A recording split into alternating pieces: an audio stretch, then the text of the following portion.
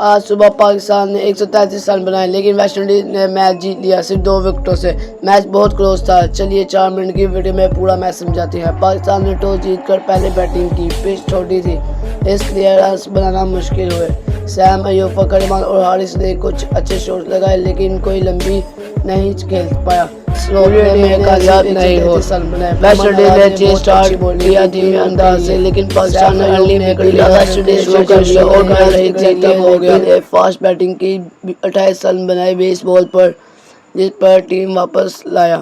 Last over میں شیپرڈن نے 15 رن بنائے۔ ویسٹ انڈیا کو آخری اوور میں 8 رن چاہیے تھے۔ شاہین نے 1 وکٹ لے لی لیکن میچ کلوز ہوتا گیا۔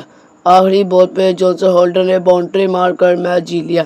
جانسن ہولڈر نے 4 وکٹوں سے ویسٹ انڈیا نے میچ جیت لیا اور لاسٹ بال پر ایک سے برابر ہو گئی ہے۔ فائنل ٹی20 میچ کل ہوگا جہاں دونوں ٹیمیں فل لیکن میچ سے جیتنا